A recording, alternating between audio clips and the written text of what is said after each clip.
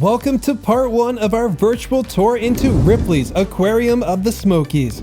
Before we begin, please check out its intro video from the card above to get a quick background and my overall impression of this facility. Like most aquariums, it starts out as a small but open plaza with a small slice of the ocean, a 360-degree column with Atlantic blue tangs, pompanos, spadefish, and a few more. But the first true gallery takes you from the Smokies to the South American tropical rainforest.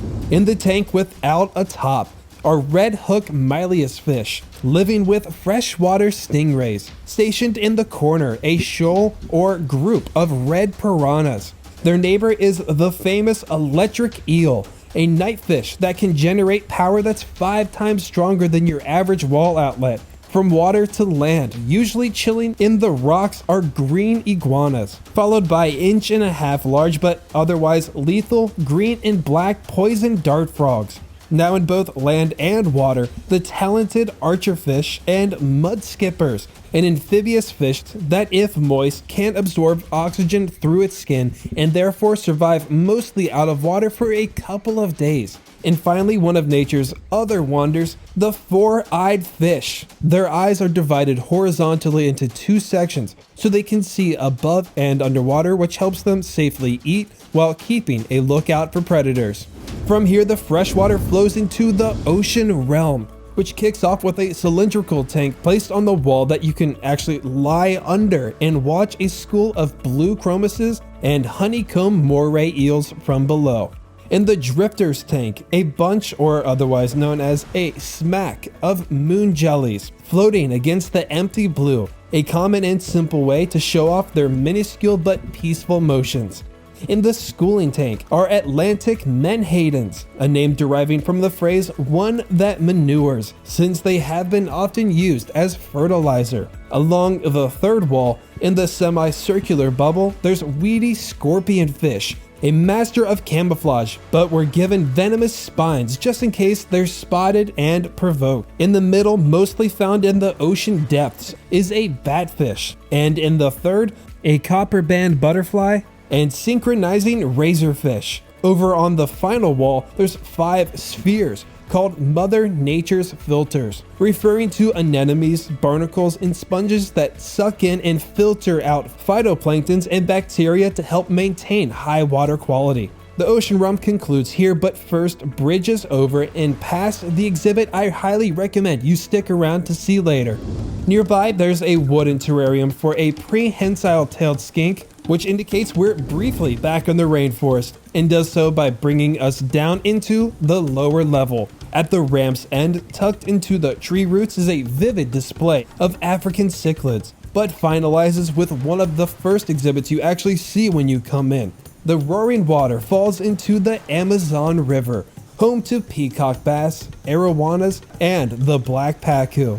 Once again, the fresh waters of South America flows towards the coast, this time into the coral reef.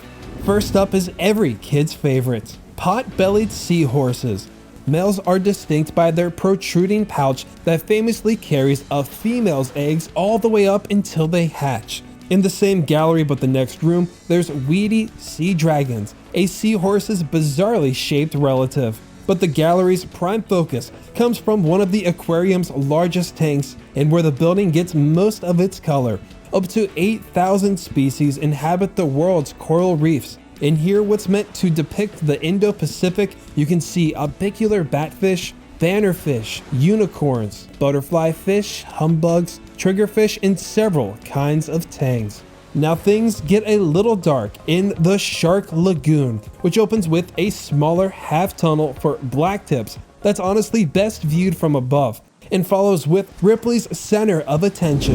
Over 700,000 gallons, teeming with 8,500 animals from over 75 different species that are found in the Atlantic, Caribbean, West Pacific, and Australian reefs. There are signs for life that we didn't see, like morays, nurse sharks, and even a sea turtle, but we were still under sand tigers, one of the most fearsome looking of all the sharks, but it usually moves at a slow speed and has never caused a confirmed human fatality. Then there's the sandbar. True to its name, this shark prefers the sandy bottoms of coastal areas and is known for seasonal migration like many live-bearing sharks, in weighing up to 700 pounds and up to 20 feet long. The large-toothed sawfish, a relative of the ray, sporting a signature rostrum that can be 1/3 the size of its body. This saw is equipped with about 40 what you may refer to as teeth, but they are actually scales that's used to catch and kill their prey. Of course, this can all be enjoyed from down here, from the ocean realm, and from the glass-bottomed boat adventure, a $10 20-minute experience that places you in the middle of the tank's surface with other guests, so you can also watch the sharks swim right under your feet.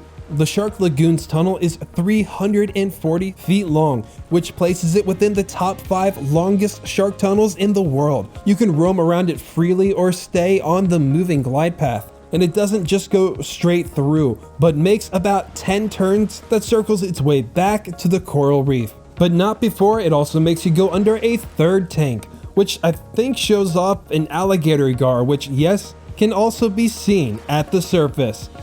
And we'll stop the tour right here, and I hope you enjoyed the first 4 galleries and part 1 of our time through Ripley's Aquarium of the Smokies.